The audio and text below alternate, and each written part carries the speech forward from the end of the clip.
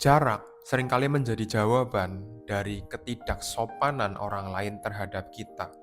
Kalau orang lain tidak peduli sama kita, tidak suka dengan kita, tidak respect dengan kita, kita harus jauh dari dia.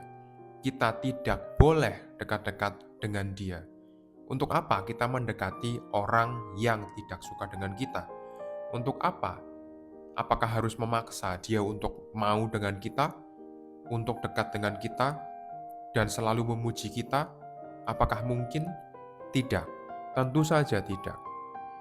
Karena kita yang harusnya bisa menghormati, respect dengan diri sendiri, dengan batasan yang kita buat, dengan aturan yang kita punya, dengan mekanisme diri yang kita punya, pertahanan diri. Kita tidak harus menyukai orang yang tidak suka dengan kita. Kita tidak harus menghormati orang yang tidak menghormati kita. Kita tidak harus merasa rendah diri terhadap orang-orang yang suka merendahkan kita. Jangan takut ditolak oleh orang-orang yang menolak kita. Jangan takut ditolak dengan orang yang kurang ajar sama kita atau orang yang tidak baik. Ketika seseorang menjadi korban dalam tanda kutip dari sebuah disrespect atau orang tidak menghormati kita, tentunya kita akan merasa harga diri kita rendah, akan mengikis rasa percaya diri kita, membuat kita merasa tidak berharga, membuat kita merasa stres dan cemas, membuat kita punya kecemasan sosial, merusak relasi kita, hubungan interpersonal kita, menciptakan jarak emosional dan memperburuk konflik yang sudah ada.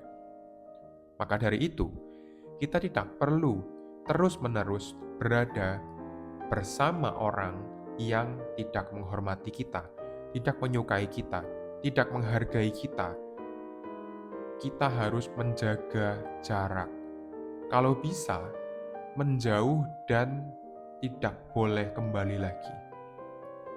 Entah itu lingkungan, entah itu situasi, entah itu orang, kita membangun kesadaran diri kita, mengenali diri sendiri, dan pada akhirnya kita bisa mengidentifikasi emosi yang membuat kita merasa tidak dihargai oleh orang lain itu, atau secara faktualnya orang lain memang tidak respect kepada kamu.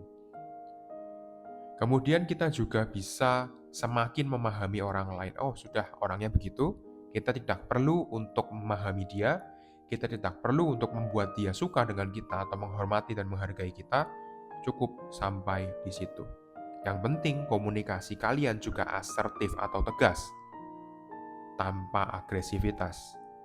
Kalian menetapkan batasan yang sehat tanpa menciptakan konflik lebih lanjut. Lebih baik ciptakan jarak dan tidak lanjutkan hubungan kalian. Kemudian kalian juga harus tinggal, harus bekerja, harus berada di lingkungan yang suportif. Di tempat kerja, rumah, sekolah, tempatkan diri kalian bersama dengan orang-orang yang bisa menghargai kalian. Disrespect atau tidak menghargai bukan hanya sekedar perilaku buruk. Ia mencerminkan dinamika psikologis yang kompleks. Sehingga, memahami dan mengatasi ketidakhormatan membutuhkan kesadaran, empati, dan usaha kolektif.